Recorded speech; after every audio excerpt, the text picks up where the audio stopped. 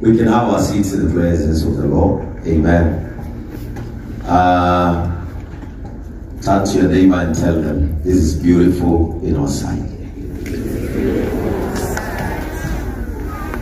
Now make sure you have shaken someone's hand. It is beautiful. And I won't be taking much of your time because I normally understand that Saturday is the only day where flesh and spirit fights a lot. And many of you, of course, the flesh will win.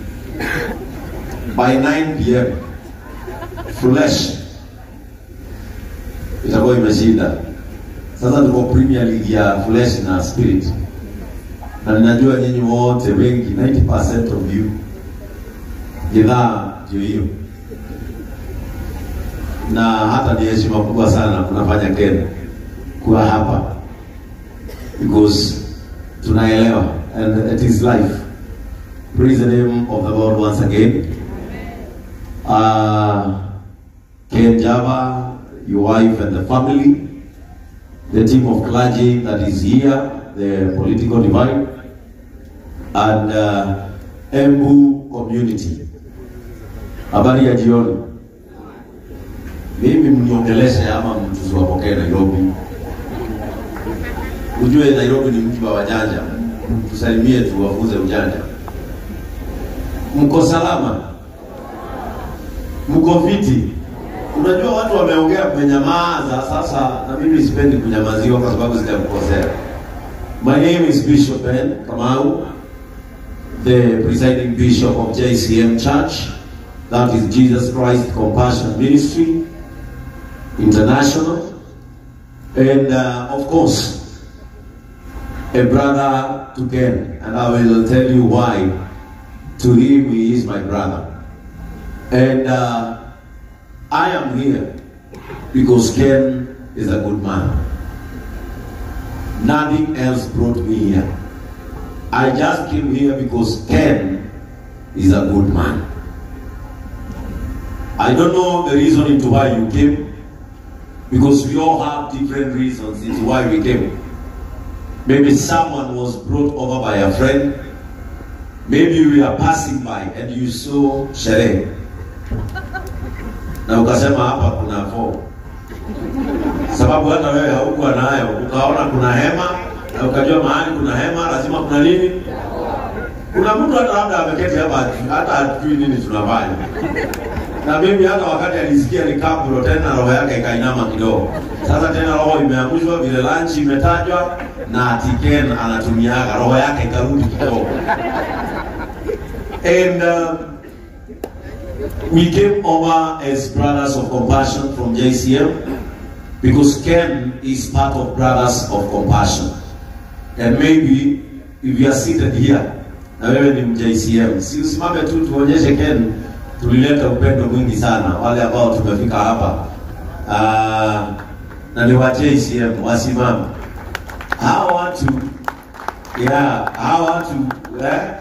nyinyi wote wa JCM ni vile hamtaki kusimama. Hata watafida ameniambia akitoka ACK lazima aweke TV aone tumeshinda aje. Kwa hivyo hata yeye ni wa nini? Ni wa JCM. Kwa hivyo Ken, the Brothers of Compassion came today. Si hata wewe Brian usimame. Mtakaa sana damu ya JCM itakutoka. Hawa watu tumekuja kukuonyesha upendo. Umeona mpaka tumeleta hii familia kubwa hapa wanaofanya ujenzi, wauzaji mashamba na wanaojenga, mafundi wa simu tumeleta hapa. Thank you so much. May God bless you kwa sababu ya kuja kuonyesha Ken upendo. I will tell you why I have a very strong bond with Meru. I mean Embu. It is because Embu, when I was beginning churches, Embu, amongst the 10 churches that began the first lot of JCM branches, Embu was one. And wakati tulikuja Embu, mimi sikuwa najua Ken vizuri, but nilikuwa namjua kwa mitandao na vile Bwana Shomba amesema hata yeye akipita Embu alikuwa anatamani kuona huyo wazimu. Na hata mimi mimi wakati nilienda hebu mara ya kwanza, I asked someone, nikamuuliza kwenye hii billboard ni mwanasiasa? Nikaambiwa hapana. Anatakanga atasema. Nyinyi mkimwangalia anakaa hatujui. And I asked, kwa nini anaweka billboard na yeye si mwanasiasa? Akileta watu waende pamoja, and I wanted to follow up and know much about him. And that day came. And today came. We are here not to do anything else, but to wish you well. Because this is good. Now, amongst the guests that I managed to come with today, you know well that I have been having ministers from the United Kingdom. They are here.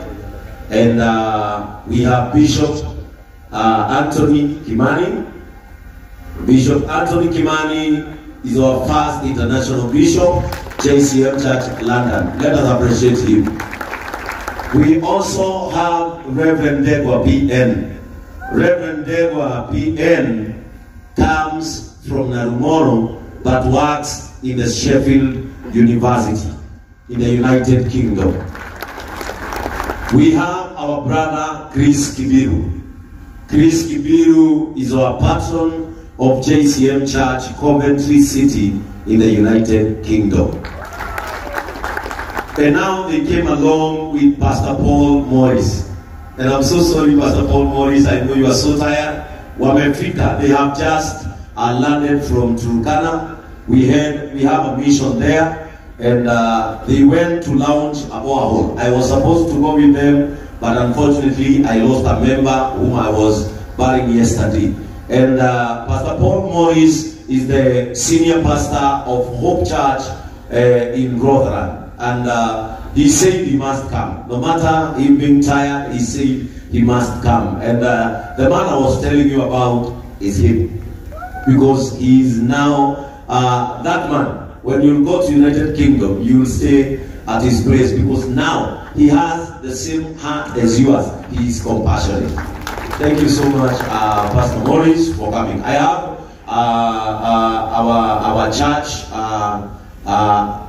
pastor wetu wa Rwaka anaitwa Captain. Mpigieni makofi. Of course, we have Pastor Kim, JCM Church Limuru. We have Pastor Frank Moya, JCM Church Headquarter, in charge of JCM Church Online Cathedral. And of course, we have Evangelist Bernard, ambaye ako hapa, yeye ndiye hushikilia mzigo.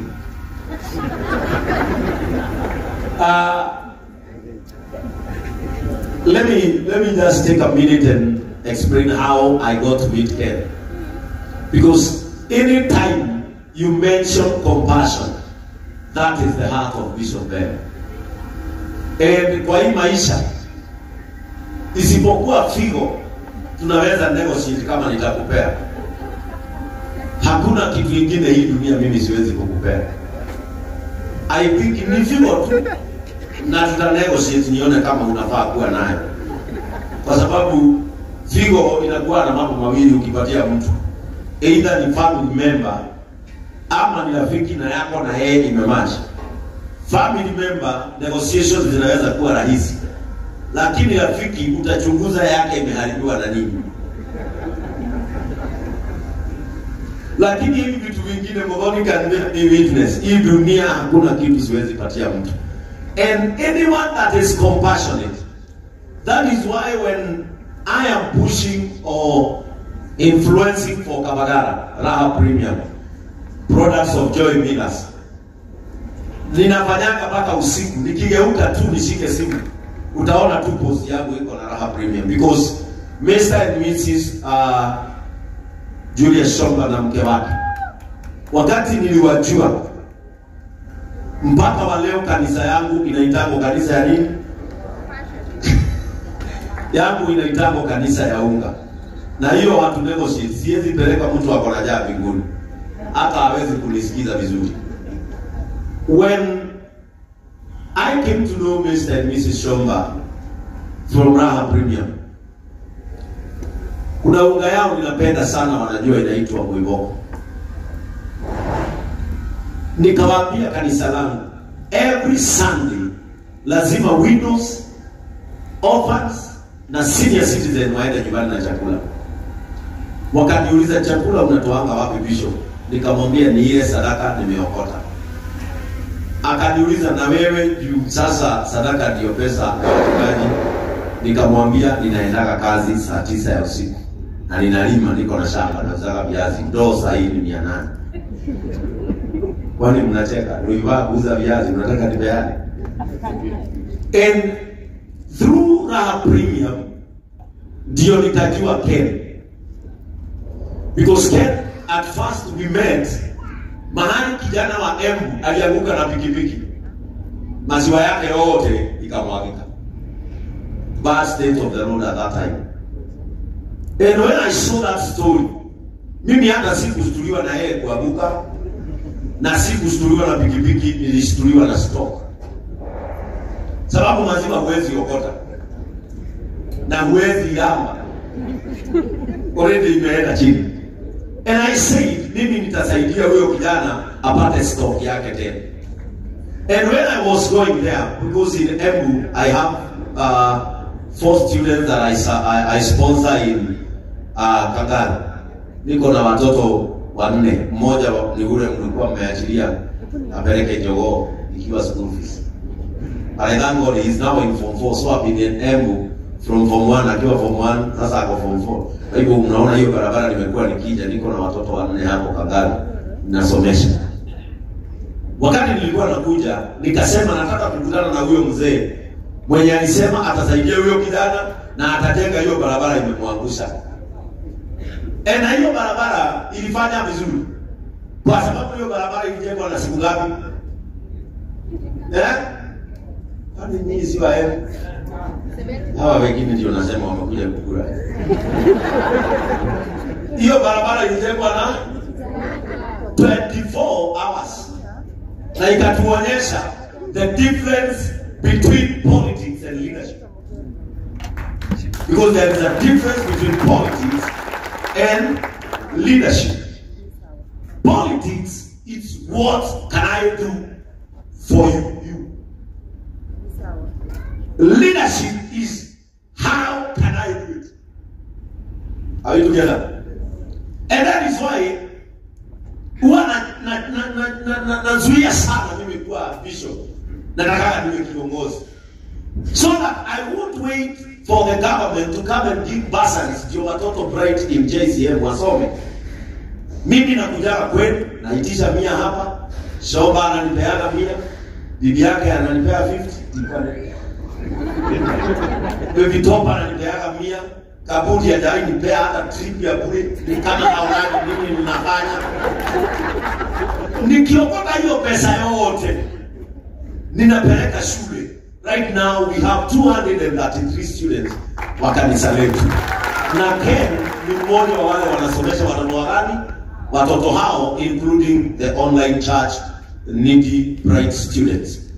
So that time I met Ken. When I met Ken, akaniuliza, how do you manage kupeana Kagara kwa washirika wako? And yet sisi wanabiashara na wanasiasa tunashindwa kuipeana. Nikamwambia, giving is not about what you are giving. It is about, number 1, the attitude. Number 2, love.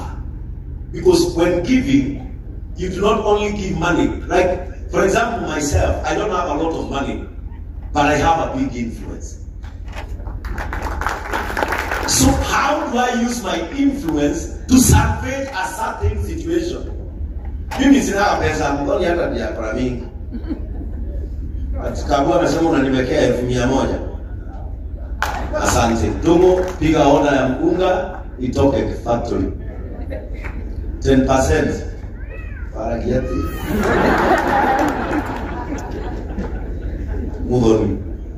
Nalu mudoni mwenye wika ile. Ongea nyino kana mana. Jemura ikana katika mere. Na duhute kemuna guoko. Praise the name of the Lord. I told him, when giving back to our society, you give out the best. Up together. You give out the best. I wouldn't give unga ya shilingi 90 kwa sababu ati nabeana, no. Wacha yeye mwenyewe huyo nimepea. Aende aseme huyo mchungaji amenipea unga na hakunipea tu unga, amenipea halali. Quality is the best. Acha niongee kwa sababu I'm the brand pastor. Then the next visit alitumana lori factory pale Kudus.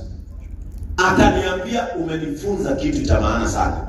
That not only giving out, but giving out the best. Akaenda kunaitwa nani? Kimangaro. Na hiyo mtaa yote aliipatia unga ya Kamagara, and from that time hanunuagi unga ingine. Kwa sababu nilichange mentality yake. Where am I driving to? A lot of people seated here utatubadilisha mawazo sana leo. Mimi hata najua umechallenge watu wengi sana hapa. Number one, from the leadership hierarchy of M, mimi najua umeanza kufungua watu macho. Na wacha niwaambie watu wa M. Kwa sababu Kenya ataanza kupigwa. Wakenya wapendagi kitu kizuri. Wakenya wapendi kitu kizuri. Wacha nikwambie Wakenya ukisikia Wakenya wakiambiwa nini wale watu wanafanya pale wanapewa maziwa, utaona watu wanane peke yake. Lakini wacha roho ya pombe ya pale. Utawakuta wengine wanafilter mpaka na nguo. Wakenya ni wale watu hawawezi kuchungulia mtu kama amegongwa na gari, lakini wanachungulia bomu ikilipuka. Na utamkuta nini hapo ni gureti imelipuka. Huyu kijana watu wa M. And remember, I have a very strong bond with M personally. Na unaona kwanza mpaka M kwa mdozi wangu alitolewa na Shomba. Shomba alienda hivyo. So M ni nyumbani. Msikubali Ken apigwe. Kwa sababu sasa Ken ataangaliwa na macho ya siasa. And I don't know kwa nini wanasiasa wa Kenya wanaopanga mwananchi mwenye anafanya kazi. Number 2, hata Ken akitaka siasa, it is democratic right as a Kenya. Akitaka. Hiyo ni akitaka. Hiyo ni. Lakini saa hii msikubali mradi wake wote uingiliwe kwa sababu itasemekana ni siasa. Mimi ninampeaga miti ya avocado akalete, lakini mimi sihitaji siasa. Mimi siko katika siasa, hata sitaki kujua kama kuna Wamnyoro na tuko na watu ama nini, I don't care. Mimi kwenye nawapeleka ni huko. Mimi I don't care. As long as nyinyi mnaridhika kama hamridhiki, si nyinyi mnaamkanga. So kama mnaridhika ni sawa, kama hamridhiki si nyinyi mnaamkanga. So mimi na nyamazaka juu, hata mimi najua kama nimeridhika. Sasa nikikwambia nimeridhika ama sijaridhika utanisaidiaje? Na mimi ndio nilijiamsha nikaenda kwa laini. Si hata nyinyi ndio mnatoka nyimbo za siasa. Tuho kirate. Haya, sasa nyinyi ndio mnajua kama kuamka mapema ilikusaidia ama wale wengine hatupangui. Hatupangui. Sasa nyinyi ndio mnajua kama ilifanya kazi. Are we together? But there is something I want us to protect. Men and women of integrity who cares about the society, either with national government resources or not, and especially those who do it from the heart. Praise the name of the Lord. Those who do it from the heart. Na nimwambia tena, utasikia tu, huyo ni siasa anataka. Huyo ni sasa mimi kupeana unga hapa tu hilo na hapa anataka siasa. Unga tu. Sijui nikipeana nyama nitaambiwa nataka. Nani unga? Na mimi sina shida. Ni sadaka tu ninasema. Wacha nijinyime mtoto wa maskini asome. Mimi sikusoma lakini hata nikuja kunisaidia. Nikiangalia wamama wazee na ni wale tu nyinyi mnaachiliana. Ukiwa Nairobi, meza yote ni mablacks nini kama zile mwana inanuanga ya 20k. Mpaka ingine inakuja inaasha moto. Lakini mama yangu ndiye niko naye kanisani. Ninamzuia asiende kukopa. Na wewe akikupigia simu ukiwa kwa baa unasema huyu ni madhara anapiga najua venye nataka nitampigia baadaye. Sasa mnaanza kuinama kwa nini? Why are you bending your faces? Ni kama hamjui. Na utakuta tu huyo peke yake nikipia mama yake atanipiga tu. Praise the name of the Lord. But I came here with one reason, people of Embu. You have begun opening people their eyes. Na sio lazima uwe kiongozi ambaye amechaguliwa ama hajachaguliwa ili kuonyesha watu njia. Ken is leading by an example. I have never seen someone anapenda kijiji chake hivyo. Anytime nikikaa na Ken hata anakubu. Hebu siku ingine nilipea story za Hebu akaona kama sijaridhika. Sasa ndio nimsikize, akaenda Hebu akajenga kanisa yangu. Na akaniita. Sasa ndio Hebu iniingie. You know, someone who is passionate not only for Hebu but those people that are seated there without hope. Those people seated there without hope. Yeye ameketi chini anafikiria. Nilimuuliza juzi, nikamuuliza Ken, sababu sasa hii factory tunaijenga na unaniambia usiku na mchana niombe. Tu kazi ya Ken sio kitu kingine. Mimi kazi yangu naambia kwa Bishop amka uombe. Siku nyingine akakuwa kama nikutana chikika hapo, kaniambia amka uombe. Nikamuuliza Ken, sio hata na factory kwa sababu mese tano. Akaniambia tengeneza omba. Ndio siku nyingine nikamuuliza Ken, unajua kuomba hata the Lord's Prayer. Shwari, even ukisema the Lord's Prayer, our Father. Akaniambia Bishop, hiyo ni kazi yako. Na nikamuuliza na yako ni kujenga factory ni andike vijana wa JCF. Akisema hivyo unanyamaza. But when I was thinking about Ken, sasa kuchukua muda mrefu, najua tumechukua time mingi, watu wengine walikuja kama wajakula kwa sababu wanajua tumetengenezewa. I wanted to read this Bible verse. In the book of Genesis chapter 26. Genesis chapter 26 from verse 18. And Ken, when I was thinking what to say, because this journey imekuwa ya imani. Kama kuna factory imejengwa na imani ni hii. This one, hii factory imetoka kwa imani. Hii. Kuanzia kupata shamba, because niko na historia ya hapa. Kutengeneza wale wanajua Thika, hii imekuwa msitu. That today tuko mahali palikuwa na msitu kwa sababu paliingia mtu ambaye is a situation changer. Yani tu unaingia mahali ni msitu. Right now it's a city. May God give this nation many people who can change situations like him. Praise the name of the Lord. Mahali ungeogopa usipigwe geta yako isibiwe. Saa hii ndio mahali tuko pamewaka mpaka stima. Hapo mahali palikuwa msitu haungeingia. Hapo ndio utakaa mpaka saa 8 ya usiku na utasikia baridi. Kwa sababu kuna mwanaume aliingia akabadilisha. Na mimi nawaombea Mungu awapatie neema kama yake. Muwe situation changers. Even in your families, may you become your family deliverer in the name of Jesus Christ. Now, when I was reading this, Ken, I just want to give you 4 points of becoming a great person. Verse 18. And Isaac did again the wells of water, which they had did in the days of Abraham his father. For the Philistines had stopped them after the death of Abraham. And he called their names after the names by which his father had called them. And Isaac's servants, verse 19, digged in the valley and found there a well of springing water. And the herdsmen of Gerar did strive with Isaac's herdmen, saying, the water is ours. And he called the name of the well Esek, because they strove with him. Now listen. There was this gentleman by the name Isaac. And let me tell you again, there is a spirit that you carry. The spirit of persistence and passion. Ken akitaka kufanya kitu anaifanya na passion mpaka kuzaa. Everything is, whatever he's doing anaifanya na passion. Na huyu mwanaume anaitwa Isaka akarudi mahali babu zake walikuwa.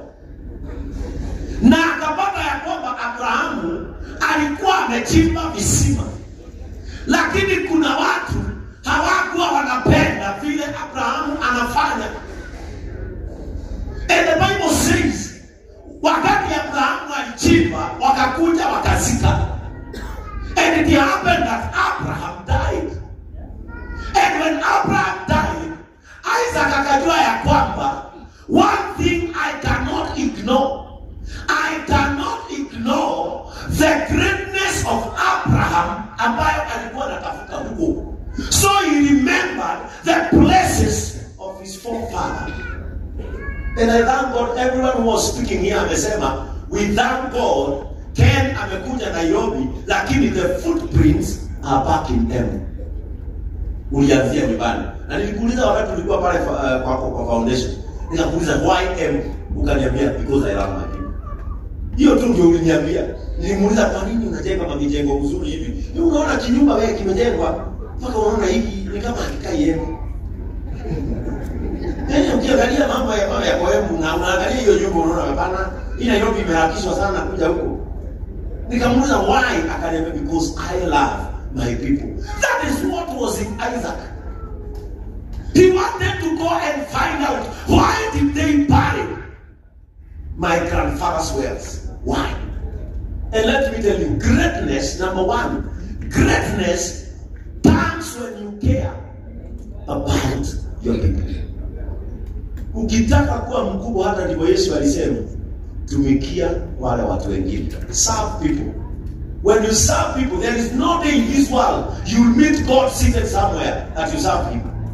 Serve his people. Serving his people is serving him. Isaac went back na akaanza kufukua visima vya babu yake. Na maandiko yanasema kwamba wale tu walisika wakanotice tena hata Isaac ameanza tena kufufua. And the Bible says Isaac na watu wake wa mkono, vile mko hapa na watu wako wa mkono, walipoanza kufukua, Biblia inasema the girls wale walikuwa pia wanalisha mifugo kule, wakatokelezea tena. Kuna watu wanatokelezea sana. Kuna watu wanangoja kufanya watokelezee. Kuna wao hata wengine wakutokelezea mimi wameketi tu hapo. Alikuwa amekuja kuangalia unafanya ka function kana kaa size gani. Kuna watu maishani wanatokelezea, hata wengine already wako hivyo. Na macho yao sio kitu kingine inafanya, they are waiting for your downfall. May those eyes go blind in Jesus name. Kuna wengine sasa hii ni kisima umefukua. Unaweza sikia sasa hapa hii kisima tena kuna magari wanaanza kuvuka. But there is one thing about Isaac, he never gave up. No matter them covering the wealth, he never gave up. He never. That is number two, never give up. Never give up. Wataongea sana. Hiyo kampuni imepelekwa hapa ajifiche Nairobi. Atafute pesa arudi hapa siku ya kampuni. Itasemwa. Hata ukimwona hata hiyo watu hata mnakumbuka kianza watu alikuwa mnono. Sasa hivi mnaona kile amekonda. Sasa ndio tunaambiaga vitu zinasemwa za mtu. Ushaisikia watu wakisema maneno yako mpaka unashindwa pale uko na mwili kile inatumika mahali pengine. Watu wanaongea maneno yao. That is what was happening to Isaac. Akafunua tena kisima kingine. Wakaja tena wakakizika. Mpaka maandiko yanasema kwamba akakiita Heseku. Ni kusema ya kwamba wameshindana na mimi. Wakamnyima amani mpaka akasema hiki kisima nitakipatia jina uchungu. Hiki kisima nitakipatia jina ambalo si mzuri. Akakiita Heseku. Akasema hao wameshindana na mimi. Walishindana na babu yangu. Sasa wameinuka tena kushindana na mimi. One thing I know. Na nitakutia moyo nayo. Mimi nimekuja kukutia moyo. Kitu nitakutia moyo nacho ni kwamba wale watu wengi husika visima vya watu hawakuwa na chao. Wale wengi husima visima vya watu hawakuwa na chao. But remember, you have a generation that is watching. Kama Isaka hangechungulia babu yake akichimba hangejua ni chao. You know, one man was speaking to his son, and he told his son, my son, watch your steps so well. Watch your steps so well. But the son responded, Dad, watch yours, because I'm following on your footsteps. A lot of ambience, and mostly the young generation, is motivated by what we are doing. I was in Embu, and I asked around, nilikuwa nataka kuuliza kama hauko, nisikie kama wewe unajichochanga kwangu ama huko ground impact iko. I asked, na kila mtu kimuuliza, mpaka mtu wa pikipiki anamuuliza, unajua Kenjaba? Akamwambia, wewe ni bosi. Wewe ni bosi wetu. You know. And mimi hapa wakati ananiambia Bishop niushirie unga niende Embu, huwa nafurahi because of the passion that you have. You have towards your people. And now Isaac, the Bible says, Isaac akafukua kisima cha kwanza wakazika. Akafukua kingine tena wakazika. Watu wakuzika visima wako, watu wa Mungu wako. Wengine wanakuzikia mpaka ndoa. Ni vizuri saa ingine najua kuna wengine huzika mpaka ndoa. Unasikia mtu anaona bibi yako anaona mkaenda bali, anamwambia, unajua sasa umeolewa na John. Na unajua John after 5 years, kila miaka 5 mwezi wa 8, unajua kwao lazima mtu aue bibi yake. Sasa wewe unaona hata nijikate mapema kabla miaka ngapi? Na maybe ni kuona wameona destiny, because destiny cannot be hidden. We can see destiny in him. We can all see destiny. And what Satan tries to fight with, it is destiny. And that is why destiny devours. Wanamkanga haraka sana wakiona mtu anafanya kitu kizuri. Praise the name of the Lord. Watu wakiona destiny wanaispot ndani ya mtu. I remember Baby Top anaweza kuambia, when I was being ordained the pastor pale MPCA Gatondo, watu waliandika, mtu rafiki yangu kabisa akaandika, huyo mtu walikuwa wanacheza zile comedy zake. Na akaweka picha kabisa nimesimama hivi. Hata mimi nikaangalia picha ya jioni. Nikaangalia picha nikaona ni kama hata ni kweli, hata ni kama comedy pale. But if I listen to them, I would not be where I am today. Destiny is always fought. And what Geral's shepherds were fighting, it is destiny. Usisikize watu sana. Wewe usisikize hivi. Anaja kwa kablo, na unahende turoba kablo turadi akadu. Utirikiru yadi la deni wande, haiko kabidika leo.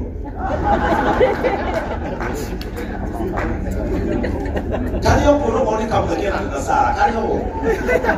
Hakuna usisikize watu. Because that is what was happening to Isaac's life. All that you imagine itega. Because wale watu walijua Isaac akifukua hivi visima na maji yatoke, he will remain as great as the grandfather. They were fighting that greatness. And now the Bible says, as I finish,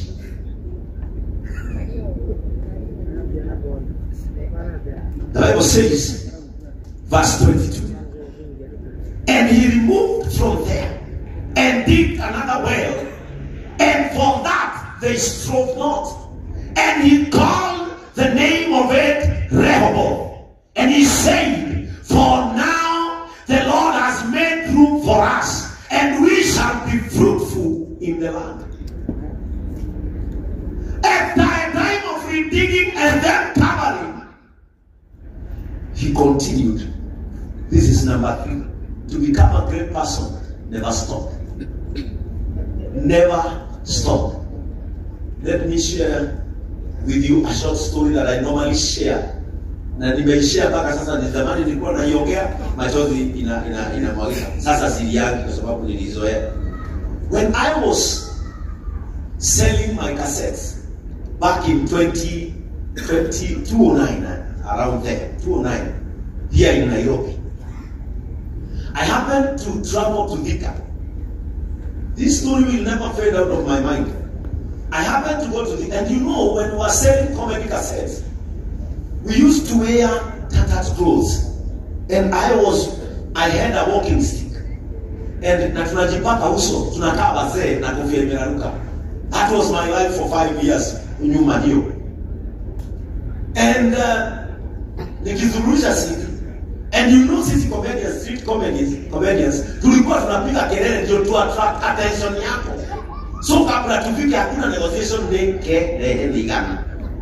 Nikukupatia na wewe utupatie 100. Hayapendi kuingia kwa duka ya mama mmoja. Na mimi sasa ndio nimeanza kupata roho ya kupenda wa mama wa nono weupe. Sikuwa na wapenda. So niliingia duka moja ya mama anakaa hivyo Thika, anauza viatu sitaeleza sana mtaijua. Kwa sababu bado iko nilichungulia juzi nikaona bado iko. Na nikasema kama niingie nimwambie hili Jehova ni yangu. Sababu niliingia duka kama nimepiga kelele akanigonga stopa. Hiyo stopa inaniumbana mpaka wa leo. Sababu hakuna kitu baya kama kupiga comedian na kelele yake uongo. Unajua kuna ile kutulizwa vizuri naambiwa hey bro, hey cool down, hey tulia. Hakuna kitu baya kama kuongo stopa. Umekuja na kelele hapo naambiwa excuse me, kwanza hiyo jina si nzuri na sisi. Hiyo jina niliona ni nzuri wakati nilikuwa United Kingdom. Hao wote huko wanasema excuse me please can I. Hapa ni gumu, hapa ni wewe, mai. Kule ni please can I have water? Sasa mimi niliambiwa please. Nikanyamazanga, alafu mama akaniulizana. Kijana, unafikiria hii duka niliwekea wazimu? And remember that time, my mother had cancer. Na mimi ndio nilikuwa breadwinner wa familia, na mimi ndio lastborn. Lakini mimi ndio napata pesa haraka juu CD ni 100 na kuwekesha ni 20, kwa hiyo faida ni 80. Wakati aliniuliza hivyo, nikastuka. Halafu wale wa mama unaona kama unaweza muguza hapo ndeke. Ni wewe kata mchezo naye akaniambia, unaona vile umeingia geuka. Nikageuka. Kuna mahali utachukua tu instruction kama utakani akaniambia geuka, nikageuka. Si kutoka nikagojea aniambie next nitafanya nini. Nilikuwa nafikiria ananiambia nigeuke nimuuzie kama nikiangalia. Akaniambia unaona vile umegeuka toka sasa. Haki nikatoka. You know, akaiba kipawa changu cha comedy for 1 hour. Juu alinitoanisha. Nikakuwa sio mimi tena, lakini vika watu wanaona kama mzee na mkwaju. Nikatembea tu pole pole. Nikatembea tu kutoka kwa duka yake. Na ni kweli nikijiangalia kwa vioo za bank. Ninaona wasimu hata mimi. Kwa kioo ya bank hata mimi naona wasimu. Lakini kufanana hivyo, it is the source of livelihood to me. Nikaenda pole pole kama tu moyo umeinama. Nikaenda mpaka Christina Gardens pale nikaketi. Kuketi chini dakika 3. Watu wa kupiga picha wale wanakuwa hapo ndani. Na wale watu wametoka manu wapi huko. Wakaanza tena kunifurahia. Hata tulikuwa tumeshindwa ulienda wapi? Kuja ututekeze. Unauza nani leo?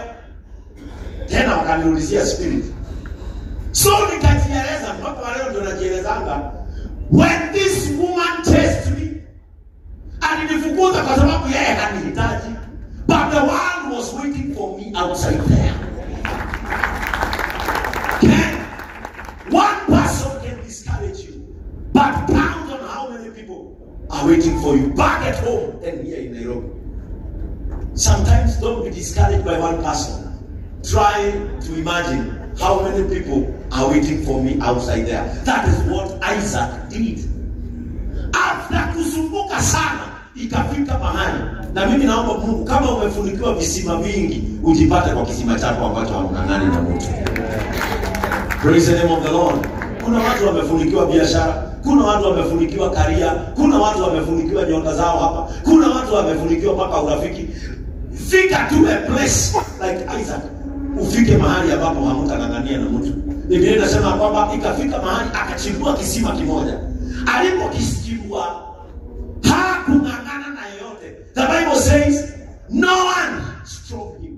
Hakuna mtu alimsumbua. Akasema kwa sababu nimechimbua hiki na hakuna mtu tumesumbuana, nitakipatia jina nzuri. Akasema nitakiita Rehoboth. May God carry you to your Rehoboth in Jesus' name. A place of your comfort, a place of your rest. Akakiita Rehoboth. And on top of Rehoboth, mahali alipata kisima sasa ambacho ni chake, akasema hiki nimekiita Rehoboth kwa sababu sitangangania na mtu tena. Maandiko yanasema kwamba on top of Rehoboth, pale mbele wale watu wake wa mkono wakaenda wakaenda wakachimbua kingine na kikatoka maji hapo mbele. Sometimes tunasimamanga mahali ambapo Mungu anataka kutubarikia na atuongezee. Don't stop. That is number 3. Usisimame. If you want to become a great person, don't stop. Wacha wewe wasemanga. Wewe ndio unajisikia wewe ni nani? Wewe ndio macho yako yanaona. Kila mtu ako na akili zake hapa. Na ukituuliza saa hii hapa, ukienda ukiuliza kila mtu, unafikiria kisani. Utasikia kila mtu mawazo yake. Unaona vile mmekaa kwa hiyo meza moja, hata nyinyi hapa vile mmeketi, kila mtu, kuna mwingine anasikia neno na analishika. Kuna mwingine anaangalia bisho kana. Sasa wale kuna mtu amenitoa hii nguo. He's so handsome without that clothing. Kuna mwingine saa hii labda tukiingia kwa kichwa ya Kanani, labda anasema sinirudi Nairobi, huyu nimpeaga license bure. Kila mtu hapa anafikiria kivyake. Hapa kuna mtu mwingine hata ukifunua kichwa chake saa hii na tuwekea mashini kama haya ya kufikiria, kuna mwenye anafikiria pombe itatolewa zaka. Kila mtu mawazo yake hapa ni tofauti. Praise the Lord. Kila mtu hapa mawazo ya kila mtu hapa ni tofauti. Ukiingia kwa kichwa sasa, kila mtu hapa, nimesikia kuna mkubwa wa Neema saa hii anafikiria vile anaweza kunishika kwa hii kelele. Kila mtu mawazo yake ni tofauti, na jinsi ambavyo mawazo yetu ni tofauti, hivyo ndivyo maisha yetu tunakoelekea ni tofauti. Praise the name of the Lord. Ndio mawazo yetu ni tofauti. One day mzee mwingine aliniambia, mimi sifikiria kama wale wazazi wengine. Nikamuuliza kwa nini? Kaniambia, unaona Bishop, ukizaa watoto, unaona ule ukasikia akisema ni veterinary, kuna uwezekano hata wahi kukusaidia. Kamuuliza kwa nini? Wanasomanga miaka gapi? Miaka gapi? Miaka 7. Halafu ndio apewe barua ya practicing miaka 10. Haya, sasa hiyo utakuwa na miaka gapi? 58. Ndio makisha gapi ukufe? Haya, akanikamuuliza, na sasa na huyo akaniambia, ukisikia mtoto hapa amesema atakuwa rubani ama captain wa meli, usigoje mambo mengi kwako. Kamuuliza kwa nini? Tuseme ameenda hivyo na ndege. Ukisikia mkiko amesema tuseme, lazima kuna kifo hapo. Tuseme ameenda hivyo na ndege, tuseme asirudi. Na ndio kweli mpaka naona mtoto wangu mwenye anatakuwa, ninaona kwa akili sasa ni mgani. Haya, tuseme ameenda na meli, tuseme hata yeye akose kurudi. Akaniambia, kwa watoto wako usikose mmoja ataingia traffic, na usikose mmoja anasema ni mwizi, kwa sababu hao wawili ndio wataleta pesa nyumbani kila siku hata kama hawajasoma. Sasa unaona mafikira ya huyo mzee. Akaniambia, siku anakuambia hivyo watoto wako wawe hivyo, nilikuwa nakwambia hivyo ili hata yule mtoto wako hata soma zaidi asikutatize. Huyo labda ndiye atatajirika, wale wengine wakiwa kwa ofisi na makaramu na rula. Unaona hapa kuna watu hapa ni matajiri kuliko wale wanashindana ofisi, na yeye hata hiyo ofisi hajui. Na hata kwa duka yake, ofisi yake iko kwa kona, ameweka tu kiti hapo na anasemanga ndio ofisi yake, lakini mitungi iko juu ya laptop na kompyuta. Na kuna mwingine anachukua siku mzima, hawa architecture, anachora hii nyumba inatoka vile iko. Lakini yule mwenye hajasoma, hana architecture, anaita welder asubuhi, na jioni kuna makeshift na biashara inaanza kesho. That is how life is. Never underrate anybody. Never ignore anyone. We all have the capacity to become what God has planned for us to become in our lives. Praise the name of the Lord. Sisi wote, hakuna mtu ako limited into grace. Hakuna.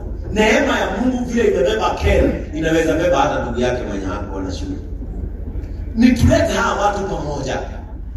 Vile ambavyo yeye ameleta watu hawa pamoja. Yule mwenye anaangalia quality na yule ambaye anakoroga hii kablo sio same. Hawana masomo same. Praise the name of the Lord. Hawana masomo same. Mimi hata nimepeka story tuna ndugu yangu asikasirika, alikuwa amekasirika one day. My brother mwenye mimi nimefuata. Tulikuwa tunaishi kumpiga nyumbani kwa sababu ya kuuza bangi. Hata mama yangu kwanza kuna time na kumkanga alimwagia chifu wa kwetu githeri. Ilikuwa jikoni, chifu akampata akisokota githeri, na brother akakosa kitu ya kumgoka naye. Ile githeri ilikuwa jikoni. Chifu alikuwa analalamika akitoa githeri hivi mifupa yao inafanya mkali. Amen. Lakini nikienda form 1, huyo my brother ndiye alinipigia fees ya kwenda form 1. Sasa akinipeleka shule junior ya kwa mama anipeleke, alikuwa ananitusi kwa matatu. Mganya raia wake. Ndio kwa maana si yake. Kama mimi wajue si yake mno. Okay, sisemi ni vizuri. But sometimes never allow anyone to belittle your ambitions. Never allow anyone to belittle your ambitions. If you are confident with your ambitions, and there is a family around you that is so sure about their father. Mimi juzi mtoto wangu aliniangalia imeletwa Ase. Kuna mashine walinunuliwa na huyu mmoja. Hawa wanaona hizi vita za kompyuta. Siwezi karibia hapo, sisi hatujalelewa hivyo. Na ninyi kama nyinyi wote wale watu wako hapa, si hata nyinyi mnaona Xbox na watoto. Wewe si hapo ulikuwa unacheza na nini? At that age unaleka matope. Sasa watoto wa saa hii wameendelea. Unajua sisi tunakuwa na hiyo kitu kwa kuona watoto wa saa hii wanaishi vizuri. Because watoto wa saa hii yatokea. Si hata nyinyi unaangalia Bouncing Castle. Unaona unaweza taka waende na kuingia giza urukaruke mara mbili. Kwa sababu at your days akukuasiliwe. Ati ninaona watoto wa saa hii mpaka wa saa hii ati unapendi kwa kitanda umuite chini akuje akule sausage. Sausage ni kitu ya kubebelezea mtoto wa saa hii. Na sisi githeri ilikuwa inaekelewa na kuwekelewa kufanya tu kutoa bubbles tano. Imeanza kumani hapo kwa jikoni. But it is naenda hivyo, si ni ukweli?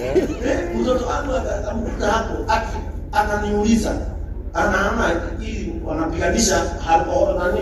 Anateka na Ken. Halafu nimefika hapo na ukasisi wangu na kola nilikuwa nimetoka kupeleka wachungaji hao mahali. Halafu mtoto wangu akaniambia, I have waited for this day. Kaniuliza, nikamuuliza the words. Akaniambia, can you fight these two? Moyoni ninajua hata sifai kupigana na wao, kuniongelesha tu nimeenda. But to build his confidence, nilimwambia watoe kwa TV waeke hapo. Download them and bring them here alive. You'll understand who your father is. If this family is confident about their dreams, because home, vile unaona wazazi wetu wakiweka mandizi kwa gunia, kwa nini, kwa blanketi joyripen, hiyo gunia ya maono ni hapa. Wanaume wacheni kusema ati hata kwako ukitaka kujua wewe ni mwanaume na kuna kitu kitafanyika, ni vile imani bibi yako ako nayo. Hebu tu siku moja sema, want to buy a Range Rover. Hebu bibi yako aseme, amen, I believe in you my husband. Yes, Range Rover we have it. Hiyo utanunua. Hata unajua kwenye ndoa pesa. Hiyo moral tu. Lakini hebu sema kwako, kununua Range Rover usikie. Aisha paka roho yake, roho. Home is the part of confidence. Praise the name of the Lord. Kweli, nyumbani tu ndio unajua. Ile heshima unatoka nayo nyumbani, ndio unajua kama utasucceed nayo. Unaona watoto wake wote hapo wanasema, mimi sasa mwaniki. Hakuna mtu ameenda jina mwaniki. Yaani uulize mtoto wako jina. Akifikisha tu yake ya pili, you never count anyone. Naitwa nani? Devil man. Na wewe umemuuliza na hata akikuja na kwa na baba aongeze jina yake mwisho. Unaona mpaka mama yake akitaja kadogo bado ameongeza mwaniki. Praise the name of the Lord. Unajuaga ile confidence wako nayo nyumbani. Hata watoto wakiambiwa ondoeni mpira hapo, msicheze hapo, mtaamsha baba yenu. Ukisikia tu kwa hapo Biblia amesema hivyo. Nyinyi simwende mchezee huko, mtaamsha baba yenu. Ujue hiyo nyumba umeheshimika na hakuna kitu uweze pata. Lakini wacha ulale kwanza, nyumba yako ni ya mabati. Alafu mpira igoke tu mahali kitu hivi. Unasikia kale kadogo anakuja na mti kana maji mabati.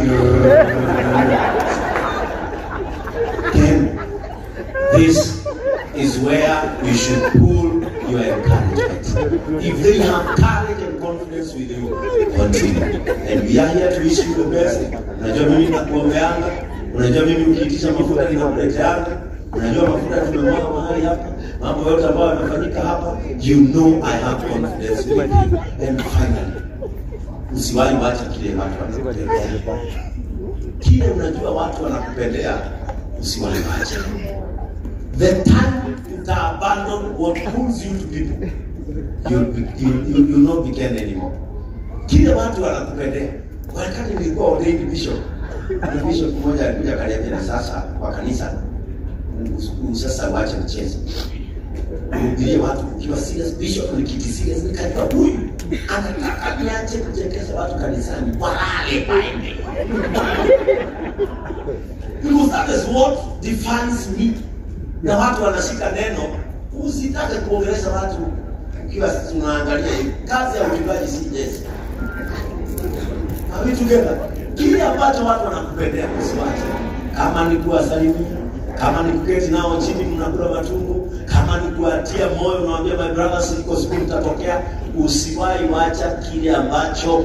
Na ukiangalia sana watu wengi ukusukuma sana kuacha kile ambacho kinakufanyanga wewe.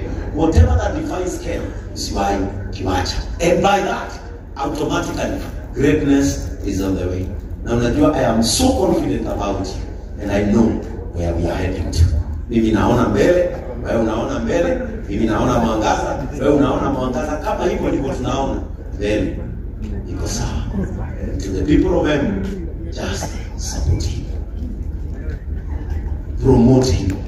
Usimsikie vitu vya kwenu.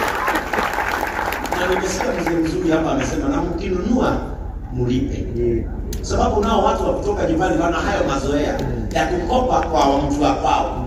Lakini pesa ikitoka wanaenda wengine kununua cash. Lakini kwa mtu wa kwao wanakopa.